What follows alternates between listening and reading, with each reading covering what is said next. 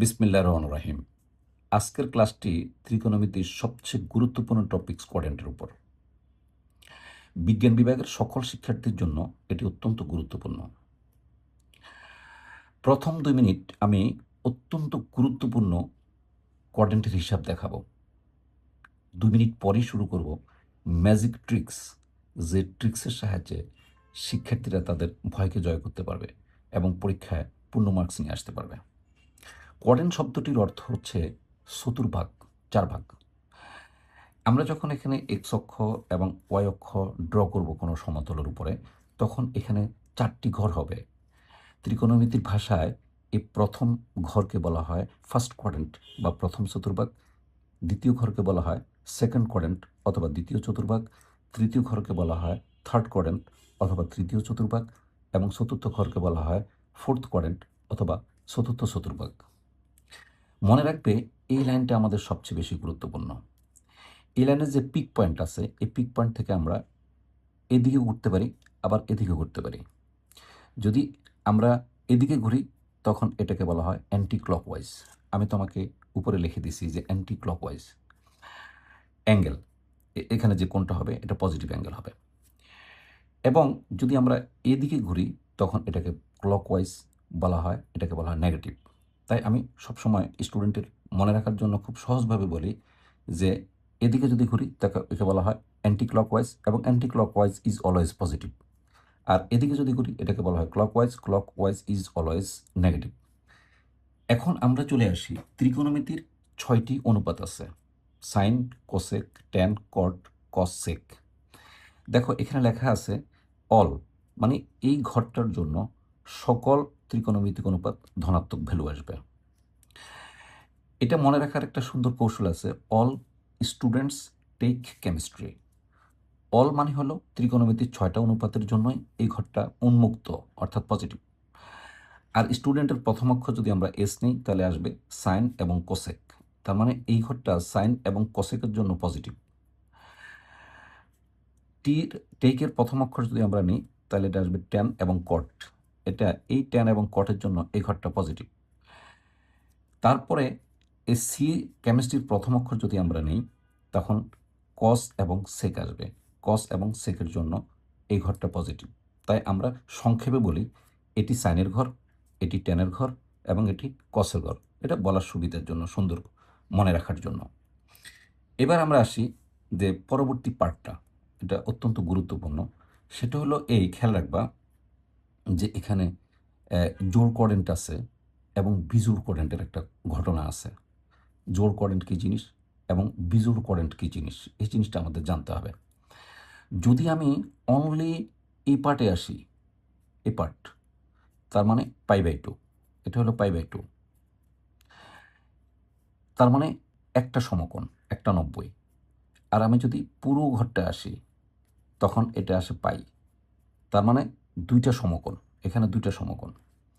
যদি আমি এখানে আসি, তাহলে 270, তার মানে 270, তার মানে হলো তিনটা সমকোণ।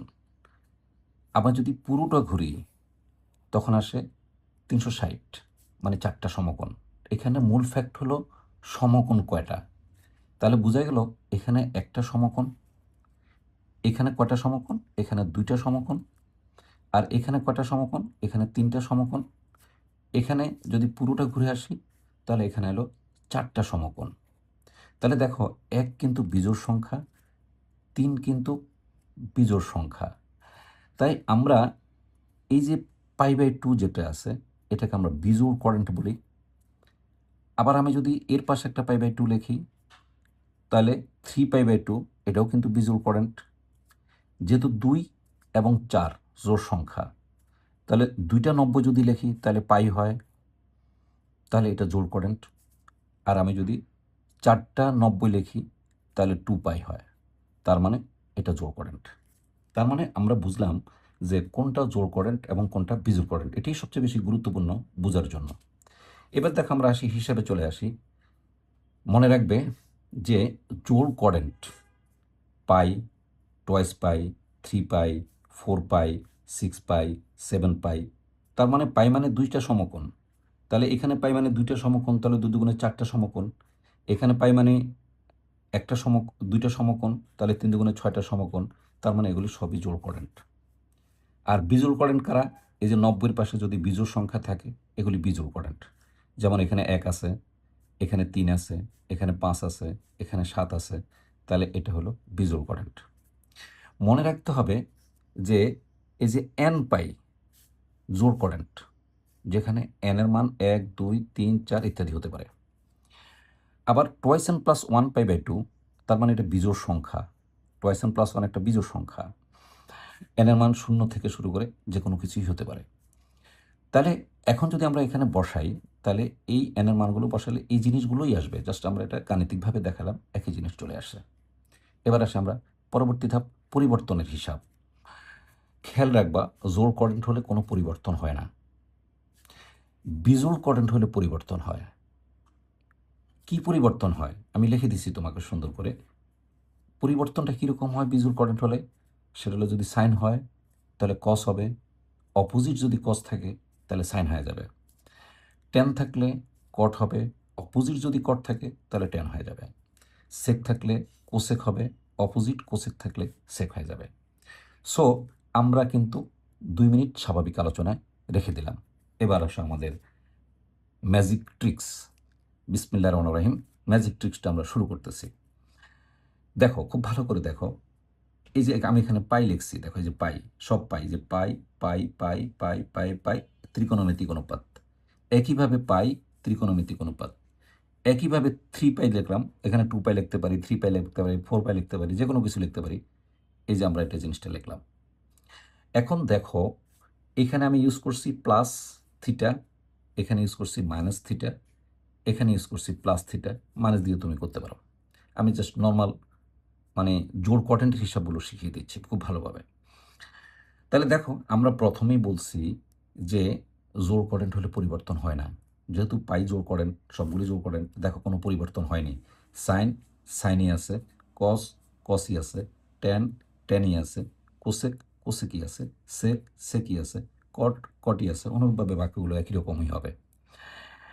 প্রশ্ন হলো, আমি ছোট্ট একটা মজার গল্প বলি। সেটা হলো, কোনো চালের পাইকারি বিক্রেতা, আরেকটা হলো খুচরা বিক্রেতা। কোনো খুচরা বিক্রেতা যদি পাইকারি বিক্রেতার কাছে চাউলের বস্তা কিনতে যায়, তখন খুচরা বিক্রেতা পাইকারি বিক্রেতায় বিক্রি করে, ভাই আজকে কত দরে চলতেছে। তাই এখন পাইকারি বিক্রেতা বলে যে আজকে 30 টাকা করে চলতেছে। তো কি একটা বস্তা 30 টাকা, না 1 কেজি 30 টাকা, কোনো কিছু বলছে? কিছুই বলে নাই। এখানে একটা ফাঁক রেখে দিছে। এই ফাঁকটাই হলো আমাদের ত্রিকোণমিতির কৌশল, আর কিচ্ছু না। নর্মাল, একেবারে নর্মাল হিসাব। খুব ভালো করে খেয়াল করো। মনে করো এক বস্তা চালের দাম 2030 টাকা। এখন খুচরা বিক্রেতা যেহেতু প্রতিনিয়তই পাইকারি বিক্রেতার কাছে যায়, সে অবশ্যই ব্যাপারটা জানে যে 2000 কথাটা আছে। যদি কোনো বাড়ে বা কমে, সেটা 5-10 টাকা এদিক সেদিক হতে পারে, বা 20-30 টাকা এদিক সেদিক হতে পারে। এই জন্যই মূল যে 2000, এই কথাটা পাইকারি বিক্রেতা বলে না, ওটা বাদ দিয়ে দেয়। আর বাকি খুচরা কথাটা বলে যে ভাই আজকে 30 টাকা চলতেছে। তার মানে তখন খুচরা বিক্রেতা বুঝে নিবে 2030 টাকা। যদি বলে যে না ভাই আজকে 60 টাকা চলতেছে, তখন খুচরা বিক্রেতা বুঝে নিবে 2060 টাকা চলতেছে। এটাই হলো ত্রিকোণমিতির খেলা। এখানে এই যে আমি বললাম 2000 সংখ্যাটা, এই যে coordinate pi, twice pi, 3 pi, 4 pi, pi by 2, 3 pi by 2, 5 pi by 2, 7 pi by 2, এগুলি সবই কিন্তু ওই 2000 টাকার সাথে কম্পেয়ার করতে হবে, মানে এটা বাদ দিতে হবে। দেখো কি সুন্দর, এই সবগুলি দেখো আমরা বাদ দিয়ে দিছি। রয়ে গেল কে? শুধু এই যে থিটা রয়ে গেল। এখন আমরা দেখব কেউ কারো ঘর অতিক্রম করছে কিনা। যেমন আমরা কিছুক্ষণ আগে বলছিলাম, নিশ্চয়ই তোমার মনে আছে, যে এটা কিন্তু সাইনের ঘর, এটা কিন্তু ট্যানের ঘর, এটা কিন্তু কসের ঘর, এটা কিন্তু সবার ঘর। আমরা যখনই এই হিসাবটা করব, বিশেষ করে এই হিসাবটা করব, তখন আমরা দেখব যে সে নিজের ঘরে আছে না অন্যের ঘরে পা রাখছে। যদি নিজের ঘরে না থাকে, একেবারে সংক্ষেপে বলবা, যদি নিজের ঘরে না থাকে, তখন অতিরিক্ত একটা মাইনাস সংযুক্ত করে দিতে হবে। এটা পানিশমেন্ট। অতিরিক্ত একটা মাইনাস সংযুক্ত করে দিতে হবে। যেমন আমরা হিসাবটা করি, দেখো খুব সুন্দর করে হিসাবটা করি এখানে। এই যে আমি এখানে হিসাব করে দিয়েছি লাল গাড়ি দিয়ে, পাই প্লাস থিটা, থিটা মানে সামথিং। তাহলে দেখো পাই মানে 180, এ দেখো পাই মানে 180, এই যে থিটা মানে প্লাস থিটা, এই যে সামথিং প্লাস থিটা আরও সামনে আসবে যেহেতু এদিকে পজিটিভ ঘোরা, তাহলে এই ঘরে চলে আসছে। দেখো তো এই ঘরটা কার? এই ঘরটা ট্যান আর কটের। তাহলে ট্যান আর কট ছাড়া বাকি সবগুলোকে পানিশমেন্ট দিতে হবে, সেটা হলো একটা মাইনাস পানিশমেন্ট দিতে হবে। দেখো এখানে এই যে ট্যান, এই যে আমি দাগ দিয়ে দিচ্ছি, দেখো ট্যান এবং এই যে কট, দেখো এই দুইটার সামনে কিন্তু কোনো পানিশমেন্ট নাই, মানে পজিটিভ। কিন্তু বাকিগুলোর ক্ষেত্রে দেখো সবগুলো পানিশমেন্ট আছে, মাইনাস মাইনাস, এই দেখো মাইনাস এবং মাইনাস। নিশ্চয়ই তুমি বুঝতে পারছো। যদি একইভাবে আমি পরের হিসাবটা দেখাই, যে এখানে মাইনাস বলছে, তাহলে কার ঘরে পড়ে দেখো? আগের ওই যে মানে পাইকারি বিক্রেতার খুচরা বিক্রেতার গল্প, বলো কি বাদ যাবে? এই যে পাই পাই এই সব কিন্তু বাদ চলে গেল, আর কোনো পরিবর্তন হয় নাই। নিশ্চয়ই দেখছো এখানে যা আছে এখানেও তো আছে, পরিবর্তন হয় নাই। আর পাই যেহেতু খুচরা বিক্রেতার হিসাব, আর মানে পাইকারি বিক্রেতার হিসাব, এটা ওরা বলবে না, মানে এটা বাদ যাবে। এটাই হলো ত্রিকোণমিতির খেলা। আমরা যখন এটা বাদ দিয়ে দিলাম, তখন এখানে কিন্তু এই যে শুধু থিটা থাকলো। এখন আমরা দেখি কেউ কোনো পানিশমেন্ট পাওয়ার মতো কাজ করছে কিনা।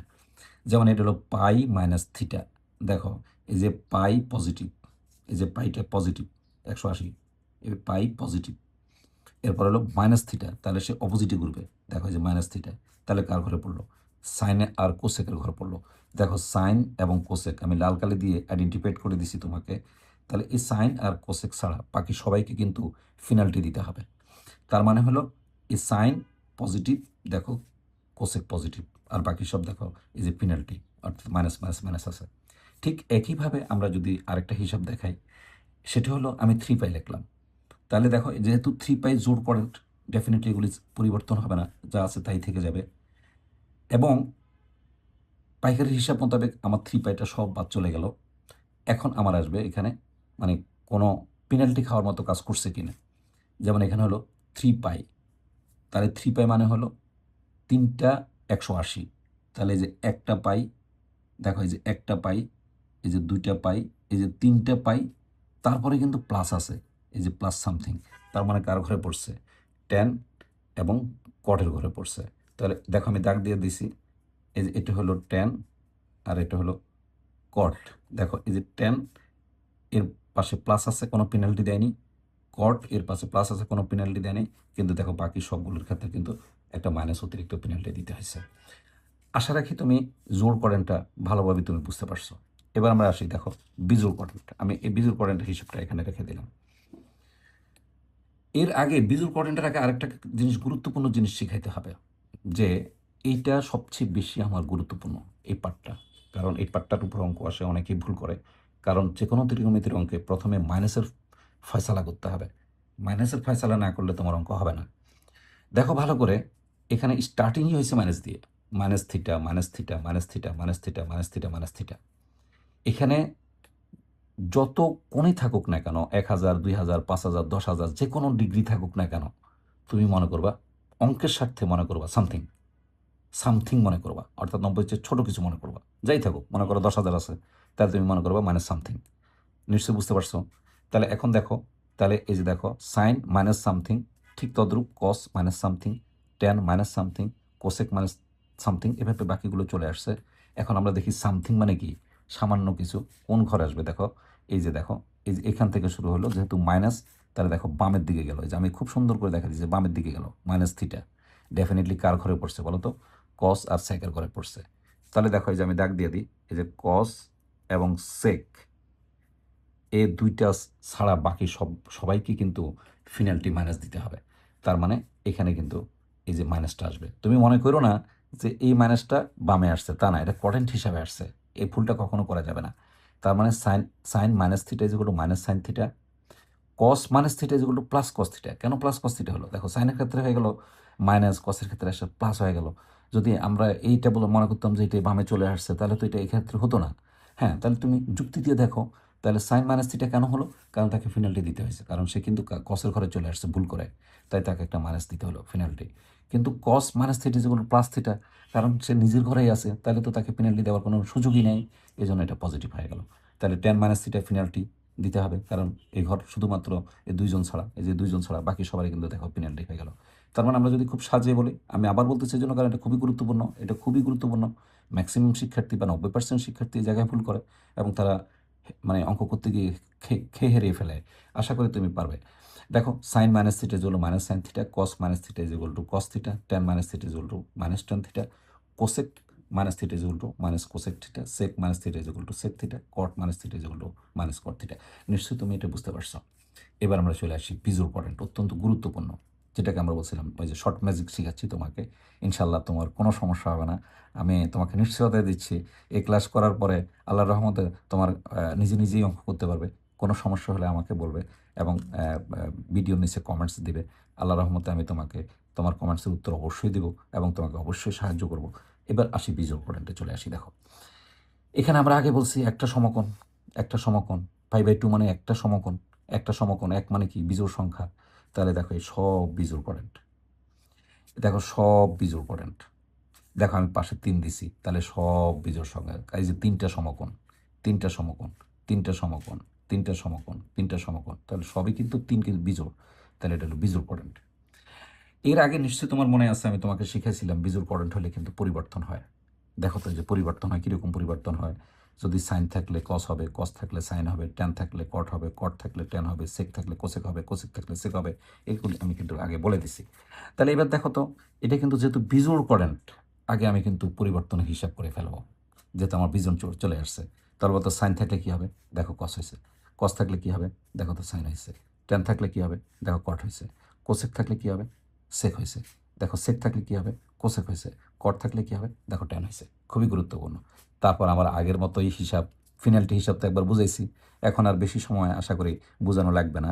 আমরা দেখি সে কোনো পেনাল্টি খাওয়ার মতো কাজ করছে কি না। দেখো তো 90 প্লাস থিটা, সবগুলি তো একই হিসাব, একটা দেখানোর সাথে সাথে সবই পারবো। 90 প্লাস থিটা, তার মানে দেখো এই যে 90 প্লাস সামথিং, তার মানে কার ঘরে পড়ছে, সাইন আর কোসেক। এই বামের হিসাবটা দেখবে যে সাইন আর এই হলো এই যে কোসেক। দেখো এই দুইটা পজিটিভ, এই যে দেখো দুইটা পজিটিভ হয়েছে, এদের কোনো পেনাল্টি দেওয়া হয় নাই। আর বাকিগুলো দেখো সবগুলো পেনাল্টি দেওয়া হয়েছে। দেখছো এই যে কস π/2 প্লাস থিটা যে উল্টো মাইনাস কিন্তু সাইন থিটা হয়ে গেছে, কারণ প্রথমে পরিবর্তন হয়েছে, তারপর পেনাল্টি খাইছে। এখানে প্রথমে পরিবর্তন হয়েছে, নিজের ঘরে পড়ার কারণে পেনাল্টি খায়নি। এটা প্রথমে পরিবর্তন হয়েছে, অন্যের ঘরে অর্থাৎ সাইনের ঘরে পড়ছে, এই জন্য পেনাল্টি খাইছে মাইনাস। দেখো ট্যান, এটা কিন্তু পেনাল্টি খাইছে, দেখো এই পেনাল্টি খাইছে, ট্যান কট হয়ে গেছে কিন্তু আবার পেনাল্টিও খাইছে। কোসেক কিন্তু দেখো পেনাল্টি খাবে না, কারণ এই সাইন আর কোসেকের ঘরেই হিসেব পড়ছে। হ্যাঁ, এই হিসাবটা এই ঘরেই পড়ছে, মানে নিজের ঘরেই পড়ছে, এ দেখো পেনাল্টি খায়নি।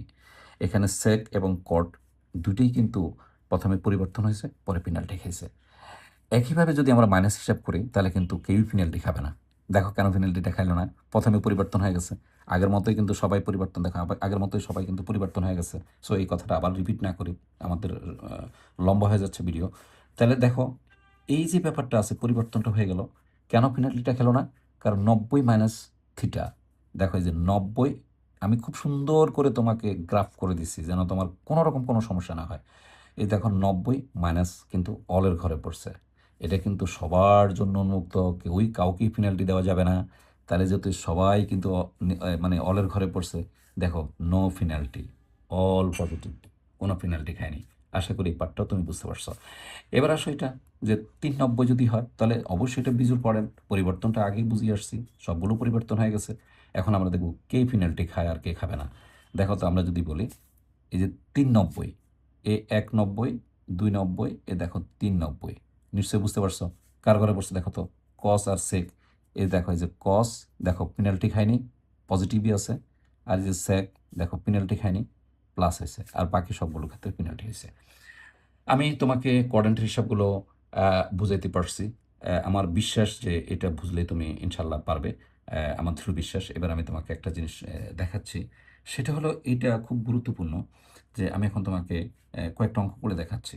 হ্যাঁ, দেখো যে sin 7 পাই, এটার মান আমাকে বের করতে হবে।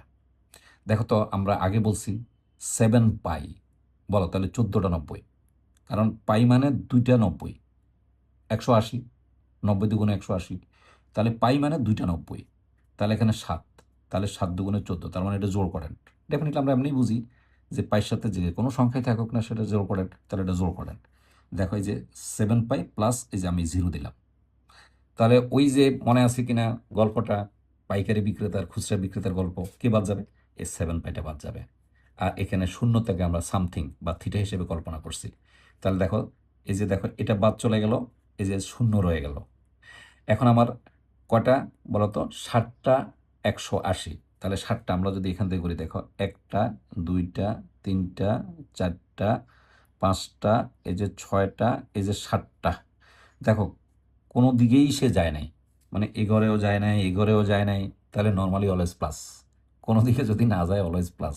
যেহেতু সে এদিকেও যায় নাই ওইদিকেও যায় নাই, কোনো ঘরে আমি মেনশন করতে পারতেছি না সে কোনো মানে ভুল করছে কিনা, বা অন্য অন্য কোনো কারো ঘরে গেছে কিনা, বা নিজের ঘরে আছে কিনা, আমি যেহেতু এখানে শনাক্ত করতে পারতেছি না, তখন অলওয়েজ এটাকে প্লাস বিবেচনা করতে হবে। This is plus. তাহলে সাইন 0 0 মান প্লাস। আশা করি তুমি এটা বুঝতে পারছো। একইভাবে দেখো এটা আছে 11 পাই/2। তাহলে 11কে আমি পাশে সরাই ফেলি, তাহলে পাই/2 এটা কিন্তু একটা সমকোণ। তাহলে এখানে কটা সমকোণ হলো? 11টা সমকোণ হলো। তাহলে ডেফিনেটলি বিজুয়াল কারেন্ট। তুমি তো জানোই বিজুয়াল কারেন্ট হলে যদি কস থাকে, যদি কস থাকে বিজুয়াল কারেন্ট, সেটা অবশ্যই চায়ন হয়ে যাবে। ওই যে পাইকারি আর খুচরা বিক্রেতার গল্প থেকে এটা বাদ যাবে, এই যে এটা বাদ চলে গেল। তাহলে প্লাস থাকে 0, এই যে 0 হয়ে গেল। ডেফিনেটলি সাইন 0 মান 0। তাহলে এই অঙ্কটা আমরা পেরে গেলাম। দেখো 11 পাই যদি থাকে, এটাই যে এটার মতো একই হিসাব। 11 পাই এটা জোর করেন প্লাস এই যে 0। তাহলে অবশ্যই ওই যে খুচরা আর পাইকারি গল্প, এখানে 11 পাই বাদ যাবে, তাহলে 0 হবে। আর এটা আমরা জানি কট 0 কিন্তু অসংজ্ঞায়িত, এটার মান হয় না। এবার দেখো আমাদের এই জিনিসটাকে টাচ করা হয়েছে, এই যে এই জিনিসটা আমার টাচ হয়েছে, এই যে 10 মাইনাস এই যে 23 পাই/6। খেয়াল রাখবা 23 পাই/6। তাহলে আগে আমাকে মাইনাসের ফয়সালা করতে হবে, অন্য কোনো কিছুই করা যাবে না। তাহলে আমি যদি মাইনাসের ফয়সালা করি, তাহলে প্রথমে কিন্তু দেখো আমরা এখানে জানি এই যে tan মাইনাস থিটা যেগুলো -tan থিটা কেন হলো সেটাও তোমাকে বুঝেছি আগে। তাহলে এই যে -tan থিটা। তারপরে একটা ম্যাজিক শিখে দিচ্ছি, সেটা হলো তুমি 6-এর নামতা পড়তে থাকবা। যেই ফলাফলটা এই 23-এর কাছাকাছি হয় তুমি সেটা নেবা। দেখো তো, 6কে 6, 6 × 2 = 12, 3 × 6 = 18, 4 × 6 = 24। তাহলে দেখো 3 × 6 = 18, আমি যদি 3 বার লিখি তাহলে 18 হয়, 4 বার লেখে 24 হয়। কোনটা কাছাকাছি 23-এর? কি 18 কাছাকাছি না 24 কাছাকাছি? ডেফিনেটলি 24 কাছাকাছি। তাহলে আমাকে 24 পাই লিখতে হবে। দেখো কি সুন্দর, দেখছো? এই যে এই 6-এর নামটা পড়তে থাকবে। এই ভগ্নাংশের সকল হিসাব একই রকম, স্যারা যেভাবে শিখাচ্ছি ঠিক সেভাবে তুমি করবা। আল্লাহর রহমতে কোনো অঙ্কে তুমি ঠেকবা না, ইনশাআল্লাহ। ইনশাআল্লাহ আমি আছি। এটার উপরে আমাদের এপিসোড 2 আসবে।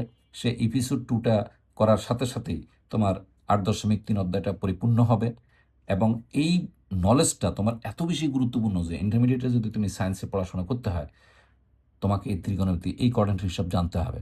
নাহলে তুমি ইন্টারমিডিয়েটে ত্রিকোণমিতি পারবা না, ক্যালকুলাস পারবা না, ডিফারেন্সিয়েশন ক্যালকুলাস পারবা না, ইন্টিগ্রেশন ক্যালকুলাস পারবা না, ইন্টিগ্রাল ক্যালকুলাস যেটাকে আমরা বলি, এবং সাধারণ ত্রিকোণমিতি পারবা না, অনেক হিসাব নিকাশ তুমি পারবা না। সো এইটা ছাড়া তোমার ভাগ্যের পরিবর্তন বিজ্ঞান বিভাগে হবে না, এটা তোমাকে মনে রাখতে হবে, এটা জানতেই হবে তোমাকে। কোনো এর বিকল্প কোনো পথ নাই না জেনে। তাহলে স্যারের এই ট্রিক্সটা তুমি শিখে রাখবা যে কোনো ভগ্নাংশের পাইযুক্ত অঙ্ক যদি থাকে, তাহলে যে নিচে হর থাকবে তার নামটা পড়ে গুণিতক নিতে থাকবা। যেই গুণিতকটা তোমার ওই উপরের সংখ্যার খুব নিকটবর্তী, উপরে সেটাই লিখবা। তাহলে দেখো তো আমার এখানে 424, দেখো 24 পাই লিখলাম, তাহলে কিন্তু আছে 23 পাই। তাহলে আমাকে একটা কি দিতে হবে? মাইনাস দিতে হবে, যে 23 পাই, দেখো 24 পাই মাইনাস পাই। এখন আমি যদি এটাকে এই 6 দিয়ে ভাগ করি তাহলে হয় 4, আর এটাকে যদি ভাগ করি তাহলে -π/6। তাহলে অবশ্যই তুমি জানো 4 কিন্তু জোড় কারেন্ট, এবং পাইকারি বিক্রেতার হিসাব মোতাবেক 4টা বাদ যাবে। তাহলে বাদ গেলে কি থাকবে? যেহেতু এটা জোড় কারেন্ট তাহলে কোনো পরিবর্তন হবে না। তাহলে টেনই থেকে যাবে, এই পাই/6 থাকবে। এবার দেখি আমরা কোনো পেনাল্টি খাইছি কিনা।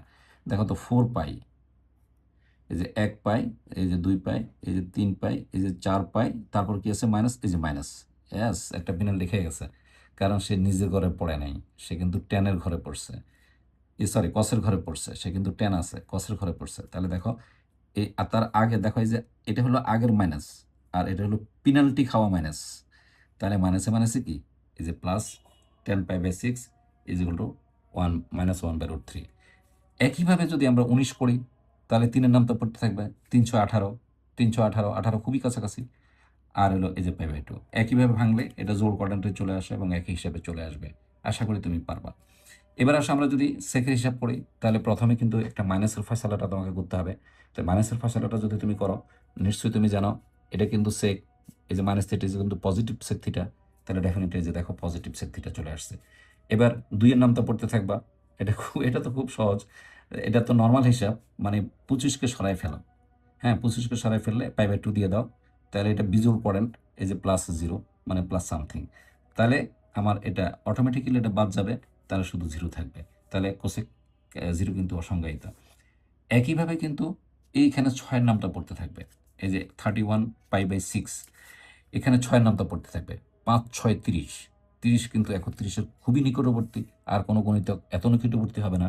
তাহলে দেখো আমরা এই যে কি নিলাম, এই যে 30কে যদি আমি 6 দিয়ে ভাগ করি তাহলে 5। এখন কিন্তু আমরা ডিরেক্ট চলে আসতে হবে, কারণ তুমি আস্তে আস্তে কিন্তু শিখে ফেলছো, এখন তোমাকে ডিরেক্ট আসতে হবে, কারণ আমরা যখন পরবর্তী অঙ্কগুলি করব এপিসোড 2-তে, সেই এপিসোড 2-তে গেলে কিন্তু আমরা তোমাকে দেখাবো যে অনেক বড় বড় অঙ্ক দেখাবো, দেখবো যে তুমি মুখোমুখি করে ফেলতে পারতেছো আমার এই হিসাব যদি তুমি খুব ভালো করে প্র্যাকটিস করো।